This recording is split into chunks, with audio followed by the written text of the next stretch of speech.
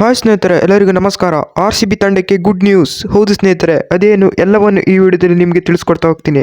ಅದಕ್ಕಿಂತ ಮುಂಚೆ ಚಾನಲ್ಗೆ ಯಾರೆಲ್ಲ ಸಬ್ಸ್ಕ್ರೈಬ್ ಮಾಡ್ಕೊಂಡಿಲ್ಲ, ಈ ಕೂಡಲೇ ಚಾನಲ್ಗೆ ಒಂದು ಸಬ್ಸ್ಕ್ರೈಬ್ ಮಾಡ್ಕೊಳ್ಳಿ ಹಾಗೂ ವಿಡಿಯೋಗೆ ಒಂದು ಲೈಕ್ ಮಾಡಿ.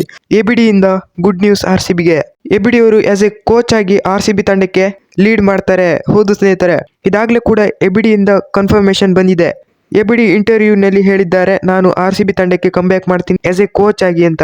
RCB ತಂಡಕ್ಕೆ ಗುಡ್ ನ್ಯೂಸ್ ಅಂತಾನೆ ಹೇಳ್ಬೋದು. ಇನ್ ಮುಂದೆ RCB ಕಪ್ ಗೆಲ್ಲೋ ಚಾನ್ಸಸ್ ಜಾಸ್ತಿನೇ ಇದೆ. ಯಾಕಂದ್ರೆ ಎಬಿಡಿ ಕಂಬ್ಯಾಕ್ ಮಾಡ್ತಿದ್ದಾರೆ. RCB ಕಪ್ಪೇ ಗೆದ್ದಿಲ್ಲ ಒಂದ್ಸತಿನೂ. ಎಬಿಡಿ ಕೂಡ ಕಪ್ ಗೆದ್ದಿಲ್ಲ. ಈ ಕಡೆ ವಿರಾಟ್ ಕೊಹ್ಲಿ ಕೂಡ ಕಪ್ ಗೆದ್ದಿಲ್ಲ. ಎಬಿಡಿ ಕಂಬ್ಯಾಕ್ ಮಾಡ್ತಾ ಇದ್ದಾರೆ ಈಗ. ಸೂಪರ್ ಅಂತಾನೆ ಹೇಳ್ಬೋದು. RCB ಗೆಲ್ಲೋ ಚಾನ್ಸಸ್ ಜಾಸ್ತಿನೇ ಇದೆ. ಸ್ಕಿಲ್ ಜಾಸ್ತಿನೇ ಇದೆ ಎಬಿಡಿ ಅವರಿಗೆ. ತುಂಬಾನೇ ಚೆನ್ನಾಗಿ ಹೇಳ್ಕೊಡ್ತಾರೆ. ಬ್ಯಾಟಿಂಗ್ ಕೋಚ್ ಆಗಿ ಎಬಿಡಿ ಅವರು ಎಂಟ್ರಿ ಆಗಿದ್ದಾರೆ.